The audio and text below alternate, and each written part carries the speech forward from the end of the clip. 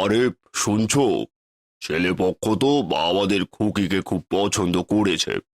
একটু আগেই আমার কাছে খবর পাঠিয়েছে, তারাও বিবাহের জন্য প্রস্তুত। ও মা, কি বলছো তুমি? আমাদের খুকি বড় ঘরের বউ হবে? তাহলে কত ভালোই না হবে। মেয়েটার আর কোনো কিছুর কমতি থাকবে না। সুন্দর জামাই বাবু পাবে, কত বড় ঘর পাবে, সেই সাথে ওই বাড়ির লোকগুলো খুব ভালো। তারা বলছে আগামী 10 দিন পর ভাদ্র মাসে চাঁদ উঠবে। তারা নাকি পয়লা ভাদ্র বিয়ে করাতে ছেলে নিয়ে আসবে। তাহলে তুমি কি বলো? এই দিনে কি আমরা রাজি হয়ে যাব? শুধুমাত্র 10 দিনেই বিয়ের আয়োজন হয়ে যাবে। তাছাড়া তাছাড়া আবার কি করবো? তুমি আবার আমতা আমতা করছো কেন? না, আসলে ছেলে দেখে যাওয়ার পর পাশের বাড়ির ভাবি বলছিল ছেলে নাকি একটু কিপটে প্রকৃতির। তাই বলছিলাম, বিয়ের আগে যদি আর একবার ভালো করে খবর নিয়ে দেখতে, তাহলে মনে হয় ভালো হতো। আরে, তুমিও যে কি বলো না! পাশের বাড়ির ভাবিদের উল্টো পাল্টা কথা থাকেই। এত বড় ঘরের ছেলে, ওই ছেলের কি এমন বদ অভ্যেস থাকার কথা নাকি? কত টাকা মাইনে পায় একবার ভেবে দেখেছো? সে যাই হোক, আমি তাহলে খবর পাঠিয়ে দিচ্ছি। তাদের দেওয়া দিনেই বিয়ে হবে। তুমি তাহলে আয়োজন শুরু করে দাও।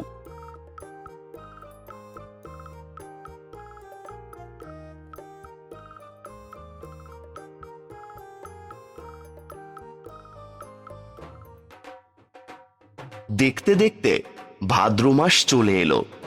বিয়ে করাতে বরযাত্রী এলো। পণ্ডিত মশাইয়ের বউ আবার পণ্ডিত মশাইয়ের বিয়ের আসর থেকে ডেকে পাঠালো।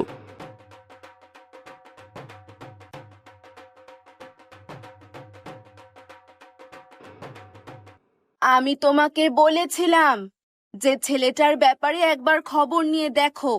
পাশের বাসার ভাবি আমাকে বলেছিল যে ছেলে কিপ্টে প্রকৃতির। আরে বাবা, বিয়ের আসর থেকে তুমি আবার ডেকে নিয়ে আসলে! এখন তুমি এসব কি কথা বলছো? খোলাখুলি বলো তো, তুমি কি বলতে চাও? কি আর বলবো আমি, তুমি নিজেই দেখো। বিয়ের মধ্যে কেউ নিজের বউকে এমন সাদা মাটা সুতির শাড়ি কিনে দেয়?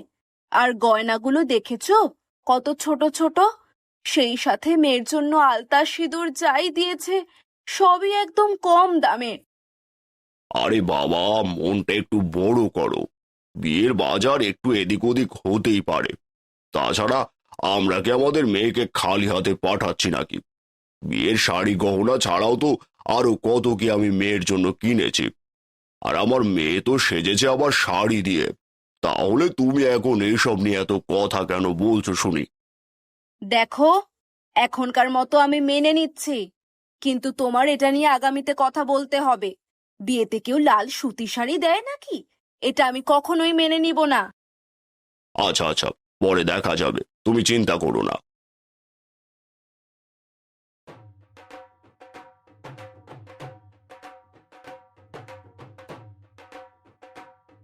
পণ্ডিত মশাইয়ের মেয়ের বিয়ে ধুমধাম করেই হয়ে গেল।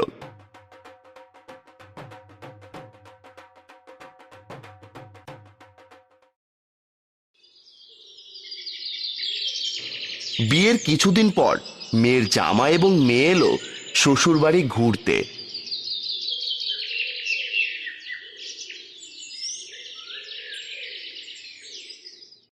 বিয়ে করে মেয়েকে নিয়ে গেলে, এরপর এলেই না। গ্রামের মানুষ তো তোমাকে দেখতে চেয়েছে, তাদের তোমাকে নিয়ে কত আগ্রহ। আর বলবেন না মা, বিয়ে করে গেলাম আর নতুন কাজে জড়িয়ে গেলাম। এর জন্য আর আপনাদের সাথে দেখা করতে আসতে পারিনি। এটা নিয়ে আপনি কিছু মনে নেবেন না। মনে কিছু নিব না, ঠিক আছে, কিন্তু বিয়ের মধ্যে তো বাবা অনেক নিয়ম কানুন থাকে। বিয়ে করার সাথে সাথে চলে গেলেই তো হবে না। নতুন জামাইয়ের শ্বশুর বাড়িতে বাজার করার রীতি রয়েছে। মা তো একদম ঠিক বলেছে। বিয়ের পর জামাইরা শ্বশুর বাড়িতে কত বাজার করে খাওয়ায়। তাহলে এখন এটাই ভালো সময়। আমরাও বিয়ের পর প্রথম এসেছি বাড়িতে, তাহলে এইবারই জামাইয়ের বাজারের রান্না হয়ে যাক। খুব ভালো হবে। তাহলে জামাই, সকাল সকাল তুমি আজ বাজারে চলে যাও। আমরাও তো দেখি আমাদের মেয়ের জামাই আমাদের জন্য কি বাজার করে নিয়ে আসে। উফ, এখন শ্বশুর বাড়ি এসে বাজার করতে হবে? আমি মেয়ের জামাই, আপনারা তো আমাকেই আদর যত্ন করবেন, আর এদিকে এখন আমায় বাজার করতে হবে। আমি বলি কি, এইসব বাজারে যাওয়ার কোনো দরকার নেই, আমি ঘরেই থাকি, এইসব বাবা দেখবেনি। আচ্ছা, তুমি এমন করে কেন বলছো? এটা তো নতুন জামাইরা সবাই করে থাকে। বাবা তো রোজ বাজার করছে, তুমি কি আর রোজ বাজার করবে? যাও না একদিন বাজার থেকে বড় মাছ নিয়ে আসো, সাথে মিষ্টি মন্ডা, দুধ, ডিম। যাও, আজকে দুপুরে জামাইয়ের করা বাজারে রান্না হবে, এই আমার এক কথা। আচ্ছা ঠিক আছে ঠিক আছে, আমি যাচ্ছি, দেখি বাজারে গিয়ে কি পাওয়া যায়। এই বলে জামাই গেল বাজারে।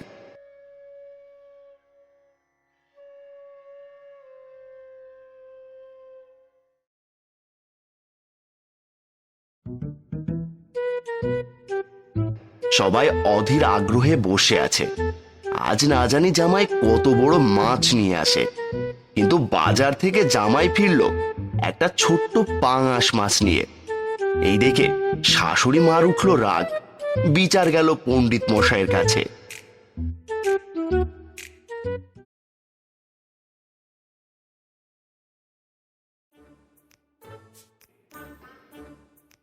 আমি বারবার করে তোমায় বলেছিলাম একটু খোঁজ খবর নিয়ে মেয়েকে বিয়ে দাও। ছেলে তো শুধু কিপটে না, হাড় কিপটে। শ্বশুর বাড়ি বাজার করেছে, বাজার করবে কোথায় বোয়াল মাছ, রুই মাছ, ইলিশ মাছ দিয়ে, আর সেখানে ছেলে বাজার করে নিয়ে এসেছে একটি পাঙ্গাস মাছ। এগুলো আমি মেনে নিতে পারবো না। এমন কিপটে জামাই নিয়ে তো আর সংসার করা হয় না। এ কেমন কথা বললে তুমি গিন্নি? সংসার কেন হবে না? বোয়াল মাছের জায়গায় পাঙাশ মাছ এনেছে ঠিক আছে, জামাই যদি বারবার কিপটে হতে পারে তাহলে কি আমরা একবার হতে পারি না? জামাইকে জামাইয়ের ভাষাতেই বোঝাতে হবে। দেখো, তুমি কোন ভাষায় জামাইকে বোঝাবে আমি জানি না, কিন্তু এমন কিপটে জামাই চলে না। তুমি তার সাথে কথা বলো। আচ্ছা ঠিক আছে, তুমি পাঙাশ মাছটা রেঁধে আনো। রান্না করার পর পাঙাশ মাছের টুকরোগুলো উঠিয়ে সেখানে ডিম সিদ্ধ করে দিয়ে দাও, আর সেই তরকারি জামাইবাবুকে খেতে দাও। জামাইবাবুর সাথে আজকে আমিও খেতে বসবো, যা কথা হবার খাওয়ার সময়ই হবে।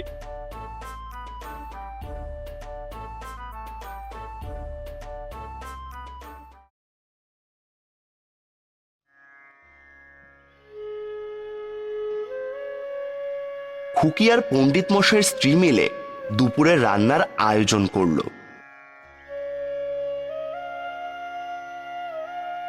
রান্না পরিবেশন হলো, জামাইবাবু আর পণ্ডিত মশাই একসাথে খেতে বসলো।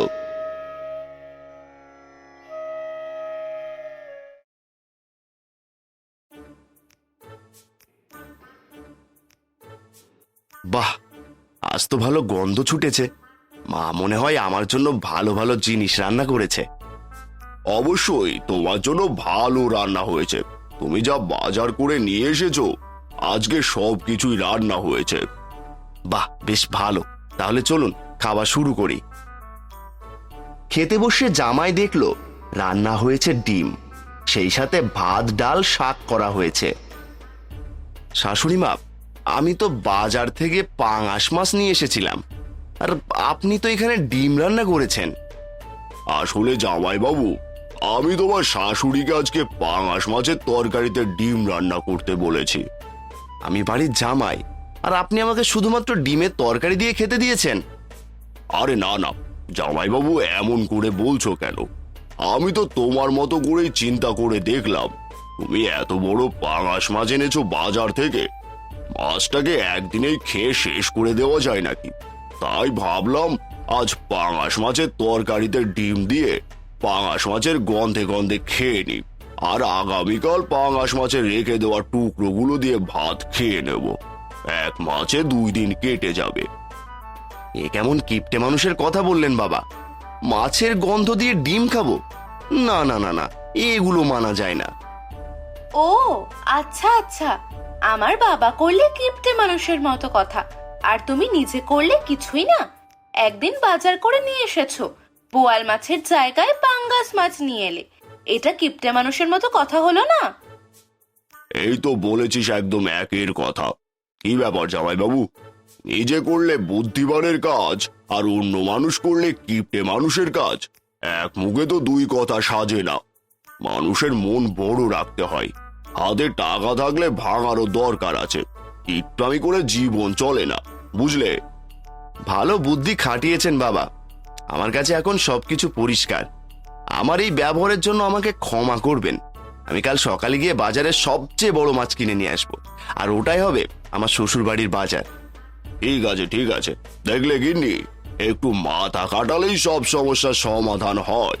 এবার তুমি যাও, পাঙাশ মাছের টুকরোগুলো নিয়ে এসো। আজ এটা দিয়েই ভাত খাবো। হাজার হোক আমার জামাইবাবুর বাজার।